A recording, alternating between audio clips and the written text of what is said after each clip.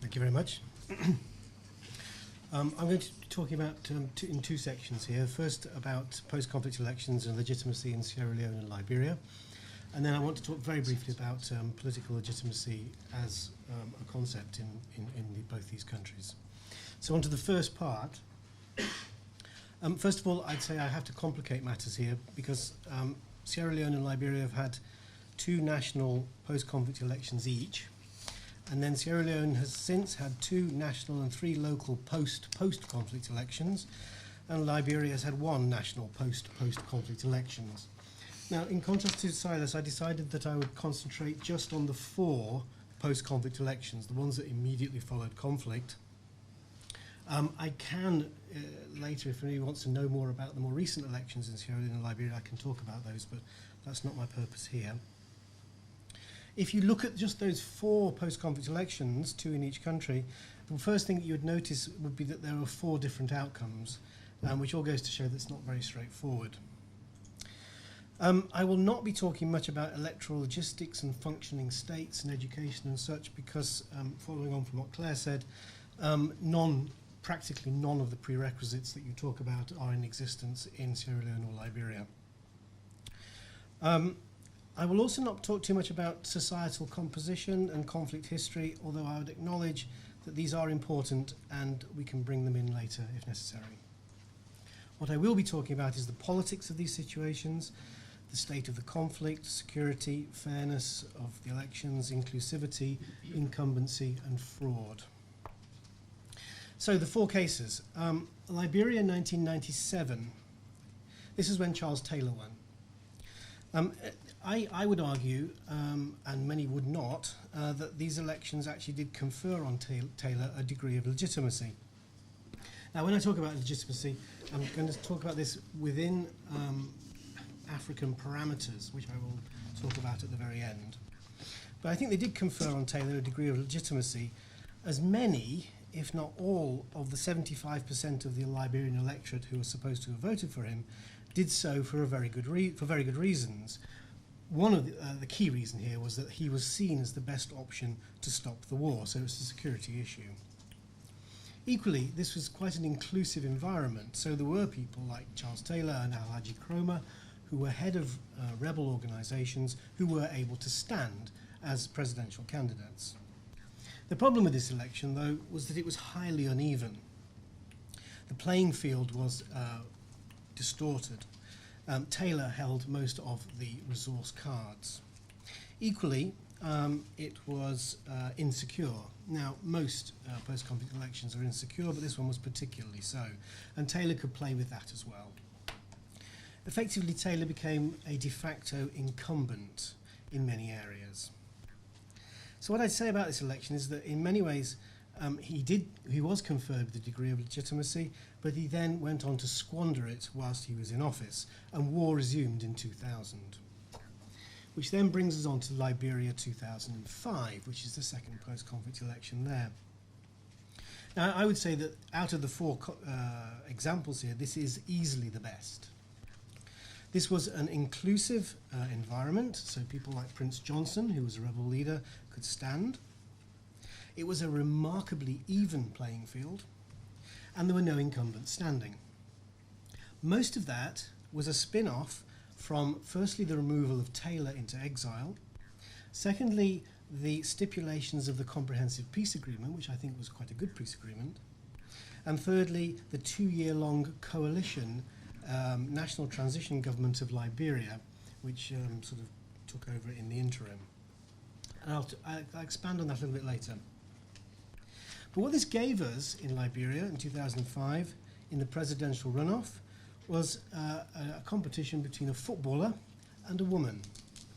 And I would suggest that has not happened before, and it's not going to happen in the near future again either. And the woman won. I think this gave Johnson Sirleaf, certainly initially anyway, considerable legitimacy. Again, within those African parameters. Moving across the border into Sierra Leone in 1996. This is not strictly a post-conflict election, as the conflict hadn't ended, but there was a significant hiatus in the violence.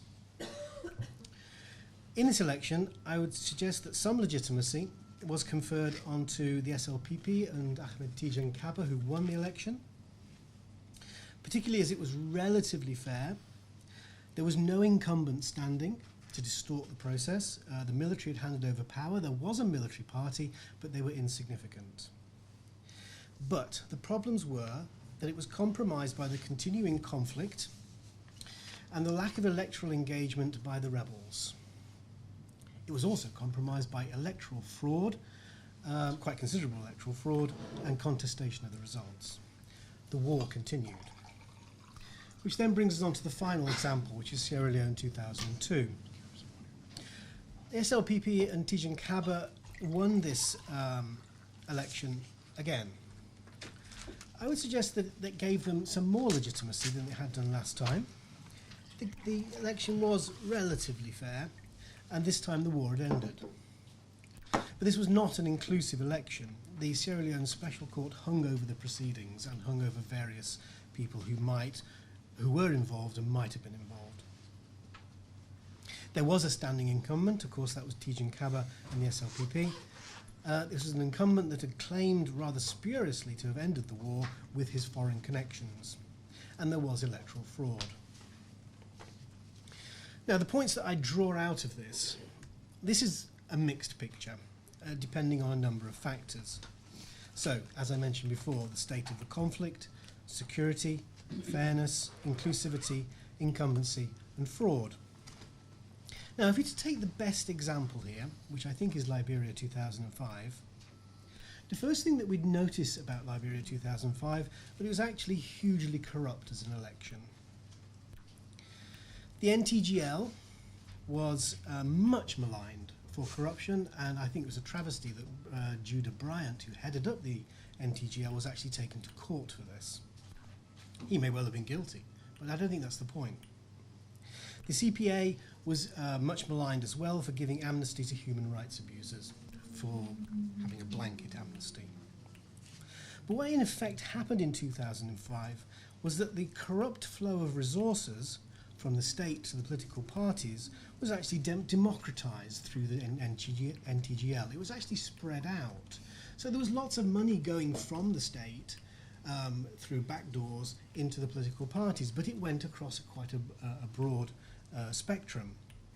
In other words, levelling that playing field. As part of the NTGL process, the rebels had largely been bought off. So the representing the rebel constituency went elsewhere, largely to George Weah, the footballer. There were no destabilising trials here. There was no incumbent or no single incumbent, and so anyone could stand and benefit from their connections in the NTGL as long as they were not directly involved in a high position in the NTGL. Hence, I think the key political conditions here were a long run-in, 2 years, relative security, no trials, an inclusive coalition pre-election government, no tailor, and no single incumbent, and a relatively even playing field. A woman won, and there emerged a range of representation across the country. I think this is quite useful in a post-conflict scenario. So that's the 4 examples, but highlighting particularly Liberia 2005. These are my general comments about legitimacy and in political legitimacy in Sierra Leone and Liberia. I probably don't need to say this, but I will.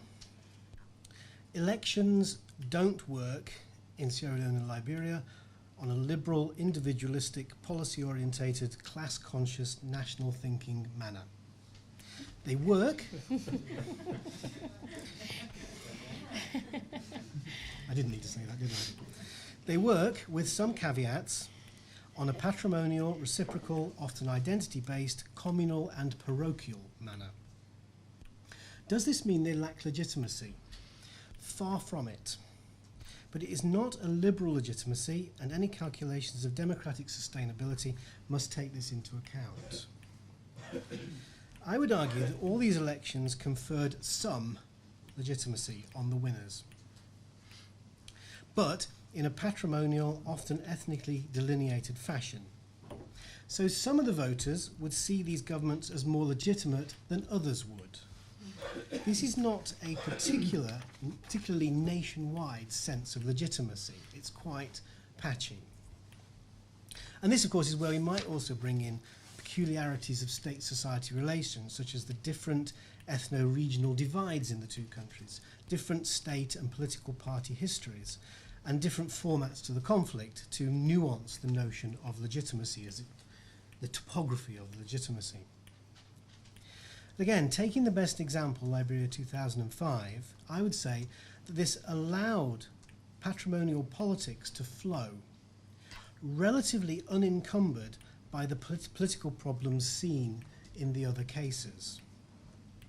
And to the question, are elections in post-conflict states the best way to legitimacy?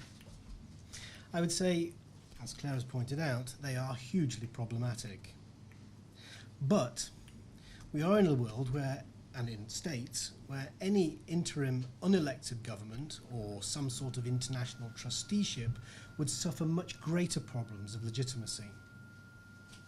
So yes, I think the answer is yes to that, with a lot of caveats, of course. I think it's yes, partly because democracy is most likely here to stay for the near future, and has in a broad sense embedded in Sierra Leone and Liberia and in other parts of the African continent. But, of course, there are some elections which are much more legitimate than others, for all the reasons I've given. And the legitimacy here takes a particular, more homegrown and historically and culturally informed character. Perhaps if we then start to talk about prerequisites for democracy, and we would say that none of them are here in Liberia and Sierra Leone, maybe what we're actually creating here is another type of democracy. Whether that is sustainable or not is another matter, but it's certainly some sort of democracy which is being created. Thank you.